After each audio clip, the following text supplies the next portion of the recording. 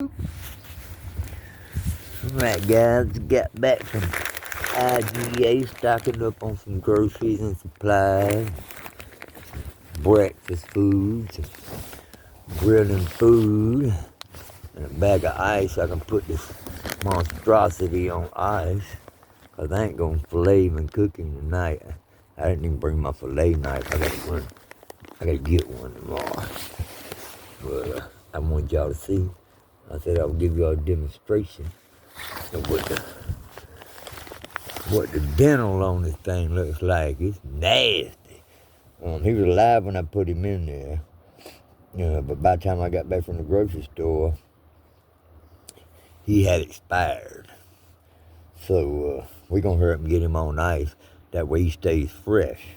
And I did pick up everything I need to cook him and make some fish and chips like I did with the bass, except this fresh flounder. And guy I was talking to earlier, he said, man, he said, you know them big flounder fillets you get at the fish camp? Take up the plate. I said, yeah, brother, I know what you're talking about. He said, man, you can get 4 of them out of that thing. Y'all getting ready to see why. But I want y'all to see his teeth. Most people ain't really seen a flounder up close, especially not one this big. Everybody's come by, asked me if it did any good.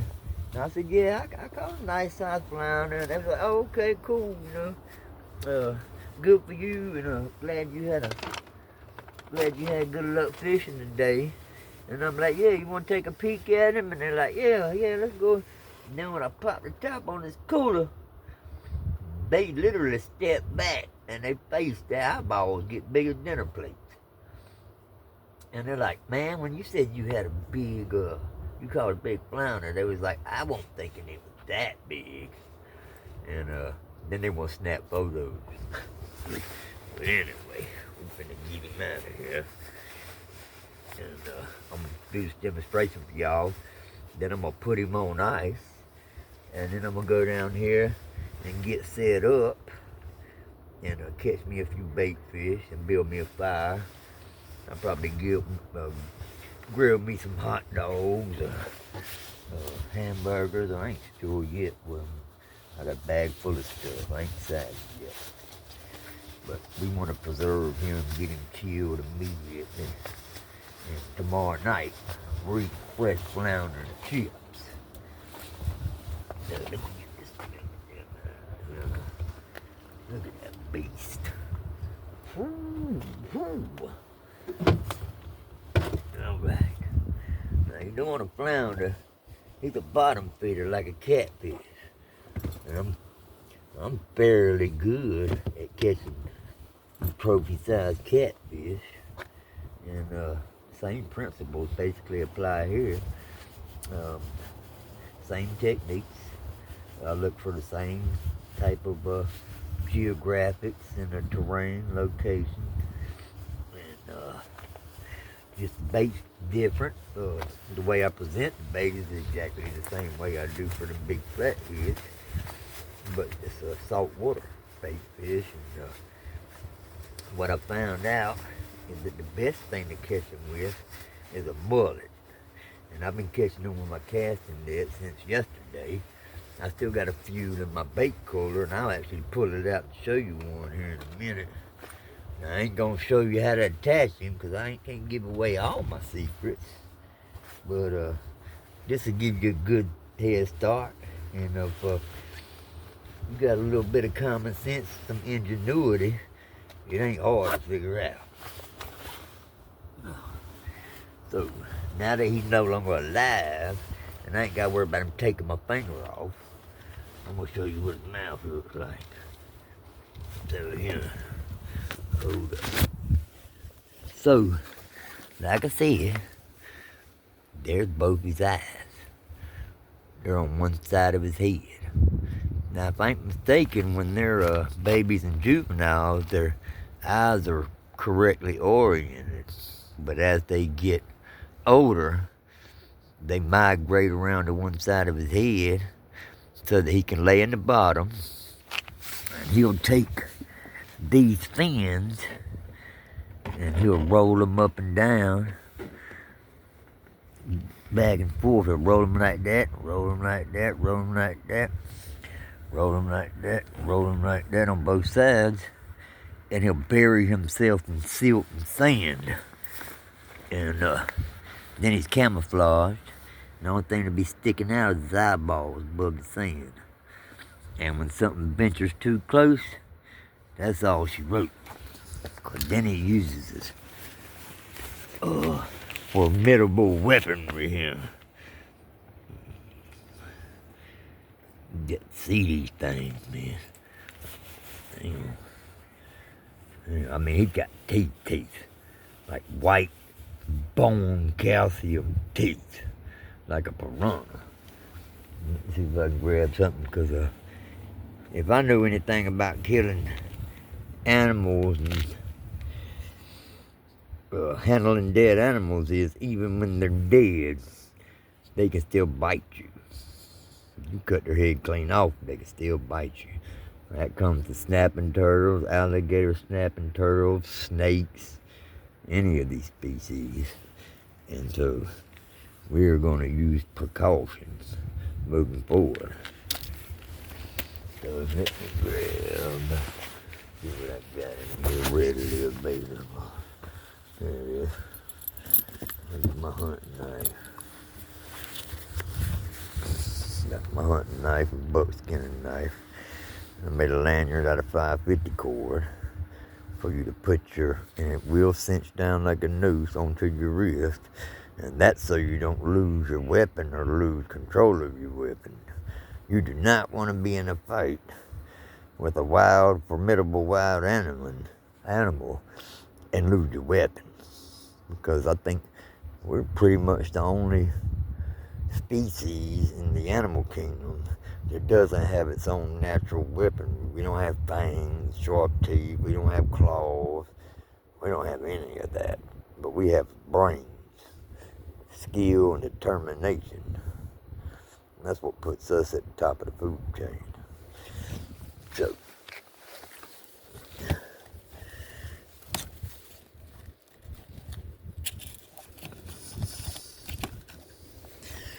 alright, let's do his dental exam.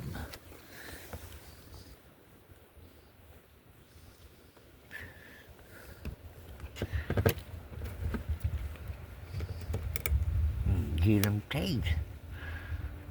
Glad he ain't alive. Y'all see them teeth?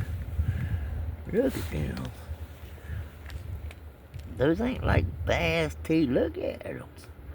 Those are teeth. And he's a little stiff now because he's dead and he's starting to chill. But when he fully opens his mouth, it opens as big as a largemouth bass's mouth. He can, the live bait that I used was not much smaller than this knife. And he swallowed the entire thing. And typically people bottom fish with a Carolina rig with a pyramid weight at the bottom. But I used a barrel. I used a cork. Same thing as a setup we use fishing the brim. Just a cork and a hook, but a little bit more elaborate. And it's a barrel cork. In a minute I'll see if I can find it. But it's about half the size of a soda can. And it takes some strength to pull it under and to hold it under. And I had turned my back just for a second in order to set up my other rod and get it in the water. And I turned around and my float was no longer there. And so at first I was like, okay, you know, where to get off to? Maybe if fish grabbed it and took off and run with it, because they do that, they'll run with it sometimes for a little while before they take it under. But they chew on it and stuff, and then once they actually swallow it, then they'll pull it under. But I looked around, I could not locate it. And after a while, I realized, okay, it went under. But it's going to take one heck of a fish to keep it under.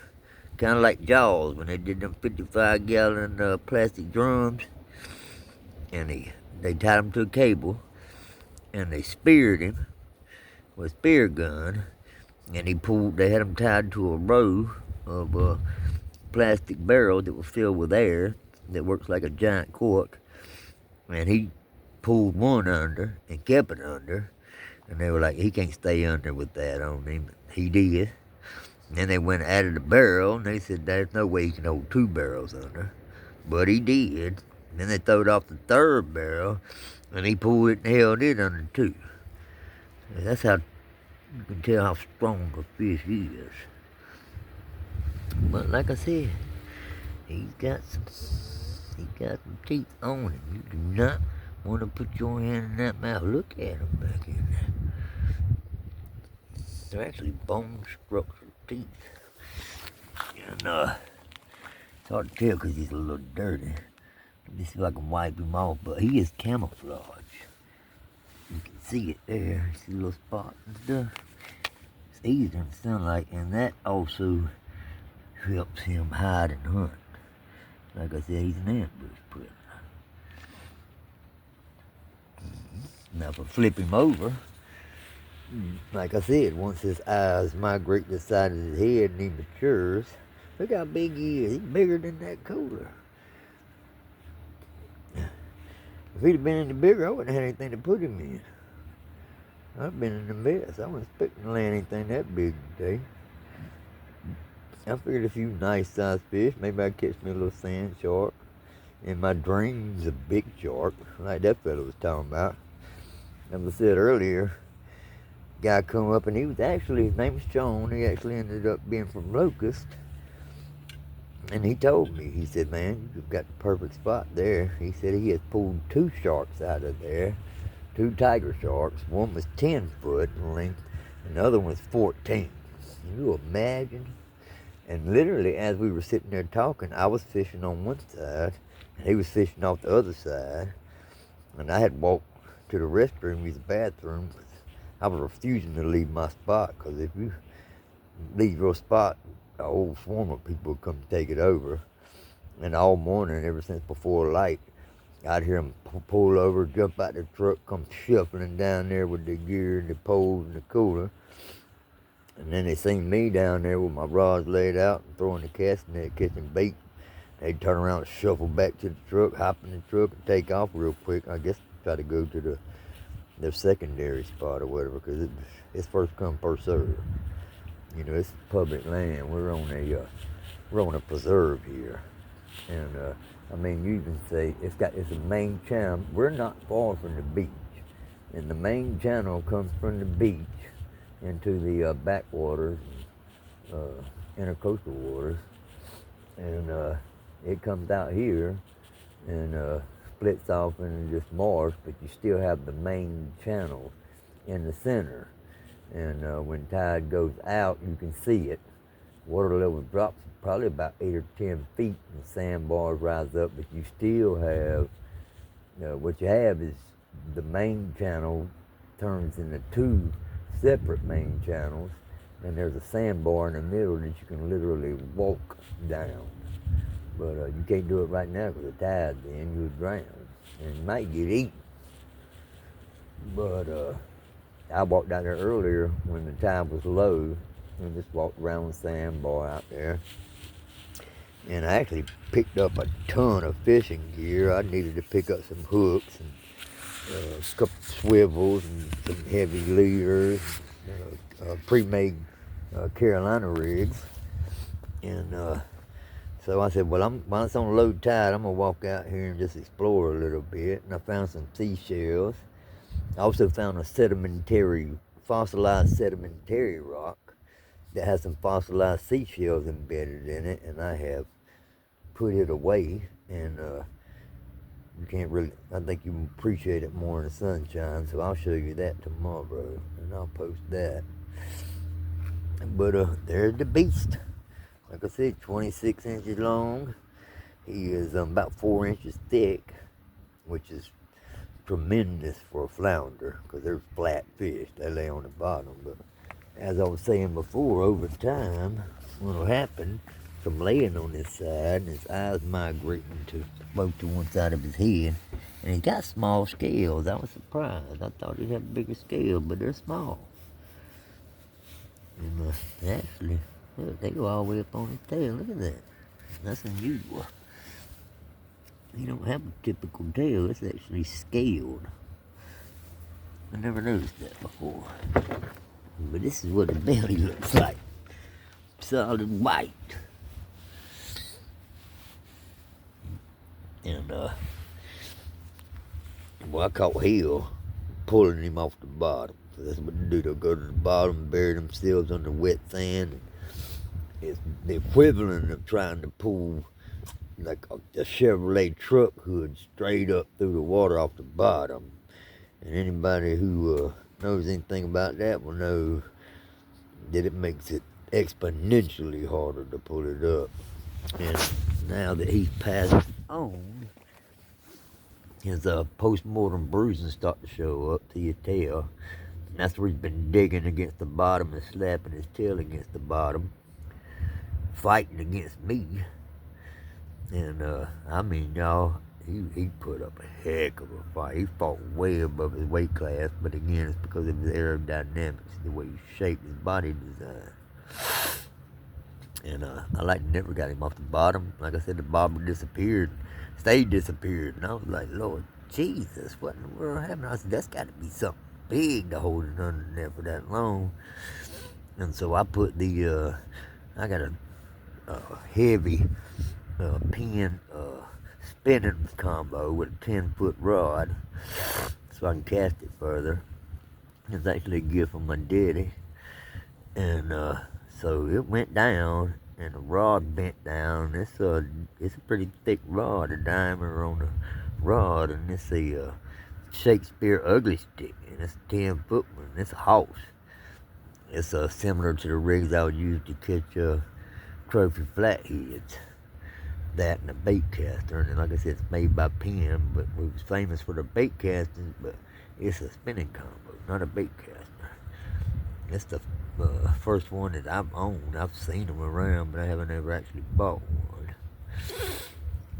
But it has the, of course, it's a surf rod, a sea rod, so it has the extra long handle so that you can put it under your elbow or whatever, you can wedge it. So it gives you extra leverage, and it also gives you a better cast. You can slingshot it further. And so I put it between my legs, because I said when I pull up on this, there's no telling what's on the end of it. If I put it up under my arm, it may still snatch the rod from me or snatch me in the water. So I put it between my legs. Now reel down slowly without pulling and tighten the line until my rod tip was pointed directly at the bobber, and then I reared back my leg, my back, and my arms, and I pulled it, and that rod doubled over, and he pulled back, and right then I said, I got a monster on here, because I've caught some monsters, freshwater, and so usually that initial hook set, and then he retaliates and responds to it, pulls back. That's when you see what kind of fish you got, and you know, hey, I got a beast here, and I knew it. And when I first started pulling him up to the top of the water, I thought it was a halibut because he was so big. Now halibut is a species, same species, same family as a flounder, but they get humongous. I mean, way bigger than this flounder, and so that's what I thought it was, because I'd never seen a flounder that big, ever. Not on TV, not in person. And like I said, I talked to the locals, and they said that's the biggest one they've seen pulled out of this backwater. And so I was blessed this morning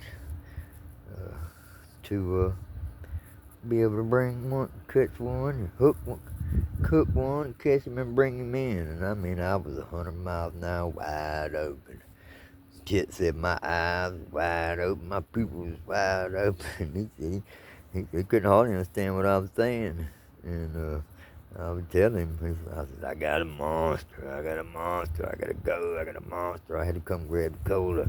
And I ran back down there. So he got the dog, put him on a leash and come down there. And when he walked up and saw it, he was like, what? But, so there it is. That's the story. And I'm going to put him in his cooler.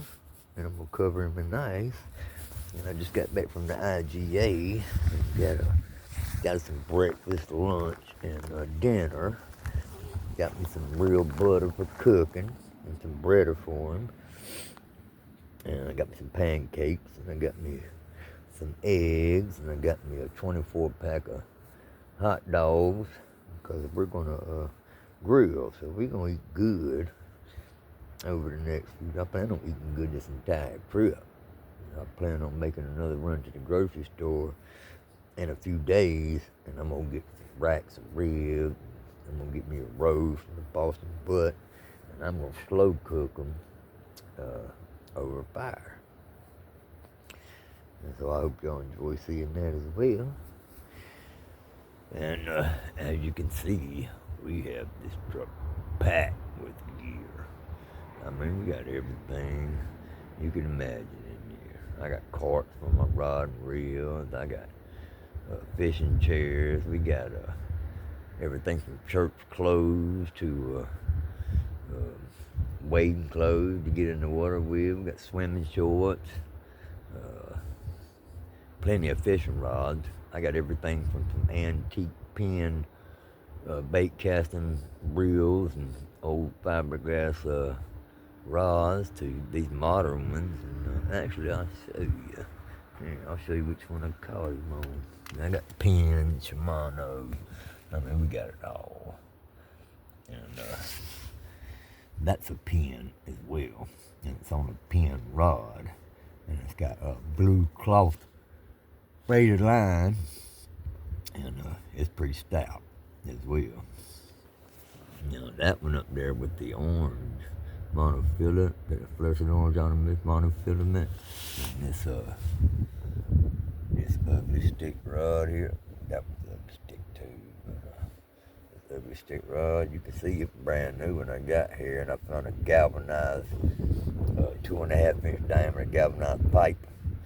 And so I took my hatchet, it's got a hammer on one end, I drove it in the ground, and the inside diameter fixed this